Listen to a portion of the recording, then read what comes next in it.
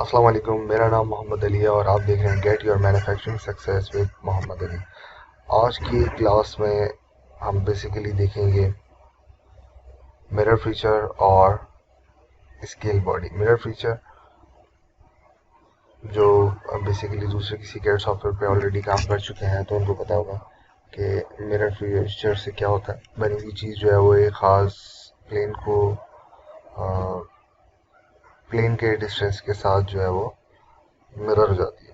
ठीक है, तो यहाँ पर हम देखते हैं फीचर। इस वक्त मेरे पास ये मैंने एक्सट्रूड किया था, यहाँ से मैं आपको दिखा देता हूँ।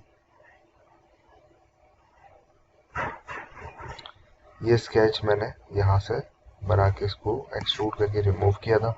इसी को मैं मिरर करना चाह रहा हूँ दूसरी साइड पर, ये बना हुआ आ जाए एज इट इज। ठीक है, तो मिरर फीचर में जाकर आपने फीचर सेलेक्ट करना है। यहाँ से भी सेलेक्ट कर सकते हैं, यहाँ से भी सेलेक्ट कर सकते हैं, और आपने प्लेन डिफाइन करना है।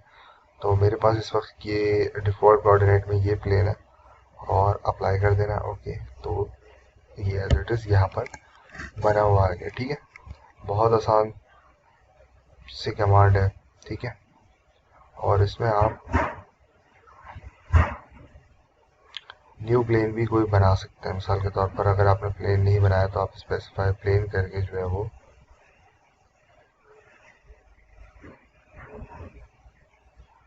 उसको भी डिफाइन कर सकते हैं। ठीक है, तो ये बेसिकली कट आउट जो हो रहा था ये इस बाउंड्री से बाहर निकल गया जो मैंने मेरा नया बनाया था। ठीक है, तो दोनों ऑप्शन इसमें अंदर मौजूद हैं। अब हम इसमें देख लेते हैं, ये रिमूव है। इसी तरीके से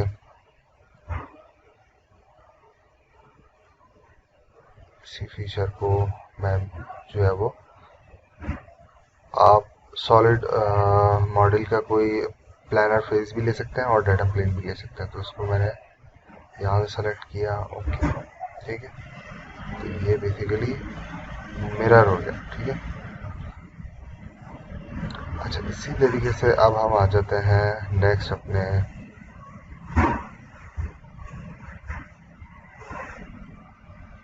कमांड की तरफ, जो कि स्केल बॉडी। ड्राइंग में अक्सर आप देखते हैं टाइटल ब्लॉक में लिखा हुआ होता है रेशो, जो है वो ड्राइंग की स्केचिंग रेशो क्या है, स्केल फैक्टर लिखा हुआ होता है। मिसाल के तौर पे आपने कोई चीज़ बनाई है, अब आप उसको स्केल अप करना चाह रहे हैं। इसको इस तरीके से समझ लीजिए कि आपने जो है वो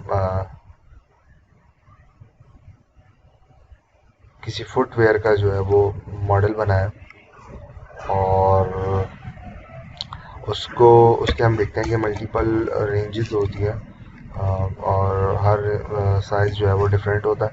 तो एक दफ़ा मॉडल बना लेते हैं, उसके बाद आप स्केल सेंटर लगा के जो है वो ओवरऑल मॉडल को जो है वो बड़ा या छोटा कर सकते हैं। ठीक है, मॉडल फाइनल करने के बाद तो यहाँ पर हमारे पास स्केल बॉडी के अंदर यूनिफॉर्म, एक्सीमेट्रिक और जनरल का ऑप्शन है। यूनिफॉर्म में हमने बॉडी सेलेक्ट की, लेट्स सपोज ये। अच्छा, इसमें पॉइंट अब डिफाइन करना है, ये एक इम्पॉर्टेंट चीज़ है, ये आपने जहन में रखनी है। ठीक है, अच्छा, जो डिफ़ॉल्ट है वो बेसिकली ये पॉइंट सेलेक्ट हुआ हुआ है। ठीक है, अच्छा, दो बॉडीज़ वो भी सिलेक्ट कर रहा है। इन बॉडीज़ को मैं यहाँ पर इस वक्त डिलीट कर देता हूँ। ठीक है,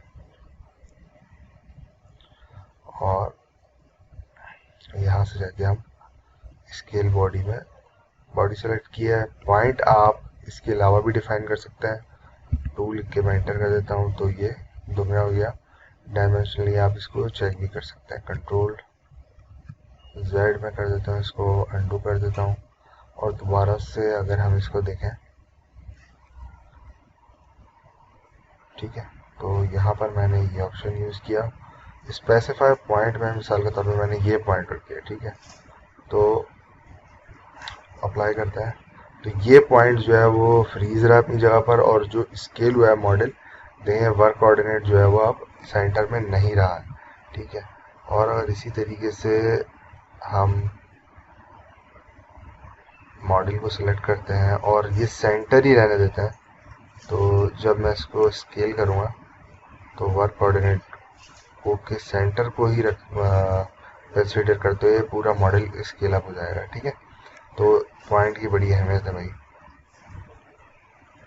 तो यहाँ से मैं इसको डिलीट कर देता हूँ। अगेन हम आ जाते हैं जनाब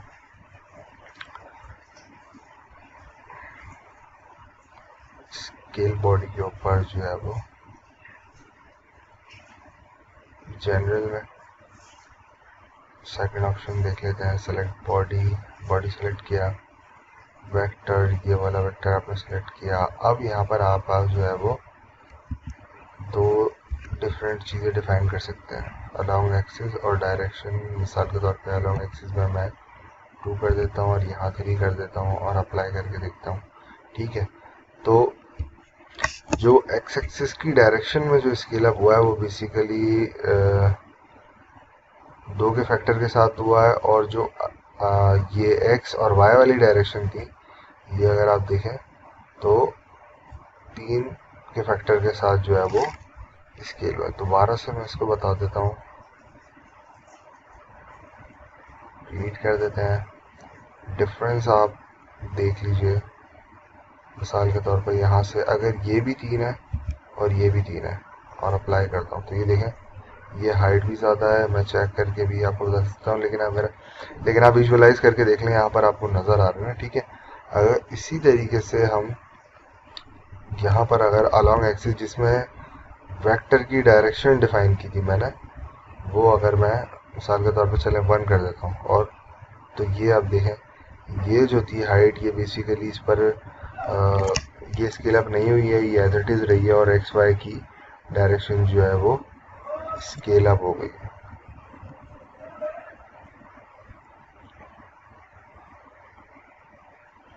जनरल में जाके आप तीनों डायरेक्शंस में, वहाँ पर क्या था, एक डायरेक्शन एक्सोमेट्रिक में जाके आप एक डायरेक्शन डिफाइन करते थे। ठीक है, ये वाली वेक्टर की डायरेक्शन ले ली, और इस पॉइंट को आप उसी तरीके से डिफाइन कर सकते हैं जैसे आप यूनिफॉर्म में मैंने आपको बताया था।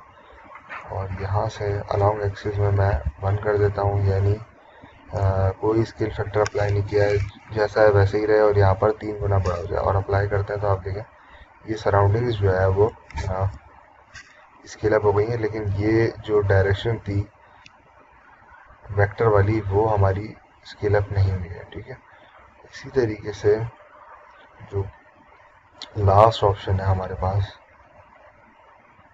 वो है जनरल का। इसमें आप अलग अलग डायरेक्शन डिफाइन कर सकते हैं, इस पर कोऑर्डिनेट को भी रीड कर रहे हैं, आप अलग से बना भी सकते हैं। ठीक है, यहाँ से पोजीशन डिफाइन करके आप बना सकते हैं। इसमें आप तीनों डायरेक्शन में अलग अलग फैक्टर डाल देते हैं। मिसाल के तौर पे मैं एक्स में कहता हूँ 1, यानी जैसा है वैसे ही रहे। 2 में वाई में 2 गुना बड़ा हो जाए, और 3 गुना। ठीक है, तो आप देखें कि जनाब एक्स एक्सिस वाली डायरेक्शन में, ये वाली जो एक्स एक्सिस वाली डायरेक्शन थी, ये इसमें तो डायमेंशन एज इट इज़ रही है, वाई में बड़ी हो गई है, और जेड में भी 3 गुना बड़ी हो गई। ठीक है, तो ये आप इसको यूज़ कर सकते हैं, स्केल बॉडी को 3 मुख्तलिफ टाइप्स को यूज़ करते हैं।